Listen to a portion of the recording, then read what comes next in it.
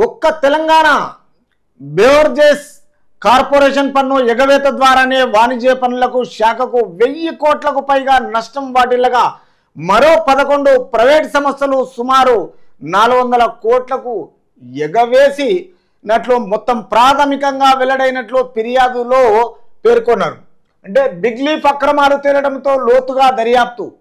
అంటే వీళ్ళు చేసిన అరాచకాలన్నీ మామూలుగా లేవు. ఈ అవినీతి వల్ల, ఈ జిఎస్టీ వల్ల, ఈ కుంభకోణాలు, ఈ సోమేష్ కుమార్ ఒకటి, తర్వాత ఈ తెలంగాణకు మొత్తం ఏదైతే ఉందో ఈ కమిషనర్గా వాణిజ్య పనుల శాఖ అదనపు commissioner SV Kashi Visweswara Rao, deputy commissioner Hyderabad rural, తర్వాత శివరామ ప్రసాద్, తర్వాత IIT Hyderabad assistant professor Shobhan Babu, ప్లేయాంటో టెక్నాలజీ ప్రైవేట్ లిమిటెడ్ను నిందితులుగా ఉన్న ఈ కేసులో 5వ నిందితుడిగా సోమేష్ కుమార్ను, తర్వాత కొన్ని పన్ను ఎగవేతదారులకు వీళ్ళు సహకరించి 1000 కోట్ల అక్రమాలు జరిపినట్టుగా వీళ్ళ మీద కేసు ఎఫ్ఐఆర్ చేసి జాయింట్ కమిషనర్ రవి కాసూరి ఇచ్చిన ఫిర్యాదు మేరకు ఈ కేసు నమోదైంది. ఒక్క తెలంగాణ బెవరేజెస్ కార్పొరేషన్ పన్ను ఎగవేత ద్వారానే వాణిజ్య పన్నుల శాఖకు 1000 కోట్లు, తర్వాత మళ్ళా 11 ప్రైవేట్ సంస్థలు సుమారు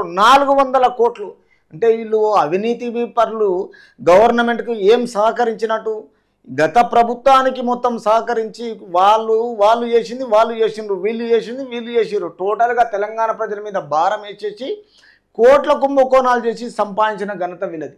కాబట్టి ఇప్పుడు ప్రాథమికంగా మొత్తము వెల్లడైనట్లు ఈ ఫిర్యాదుల మొత్తం ఎప్పుడైతే కంప్లైంట్ వచ్చిందో వీళ్ళ మీద ఎఫ్ఐఆర్ అయ్యి తర్వాత బిగ్ లీఫ్ అక్రమాలు తేలడంతో లోతుగా దర్యాప్తు.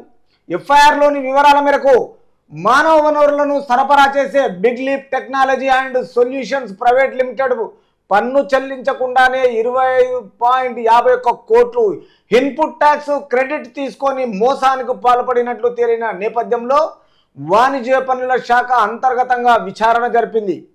చూసిరా ఎంత లోతుగా ఈ బిగ్ లీఫ్ టెక్నాలజీ మొత్తం సొల్యూషన్ ప్రైవేట్ లిమిటెడ్ మీద వీళ్ళు చేసింది.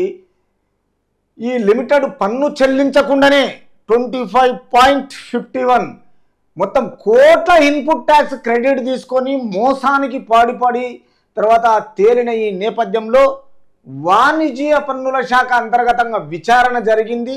తర్వాత ఈ వాణిజ్య పన్నుల శాఖకు సాంకేతికతను అందించే సర్వీస్ ప్రొవైడర్గా ఐఐటి హైదరాబాద్ వ్యవహరించింది. కాబట్టి ఈ విషయాల్లో వీళ్ళను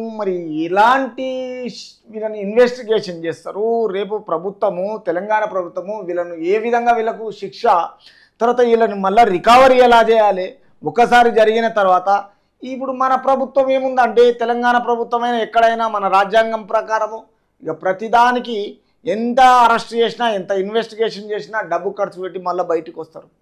కానీ దొంగలుగా ముద్రింపబడ్డ తర్వాత నష్టం వచ్చింది మాత్రం తెలంగాణ ప్రజలకు ఇది. కాబట్టి ఈ విషయంలో ప్రభుత్వం ఏం చేస్తుంది చూద్దాం, వెయిట్ చేసి.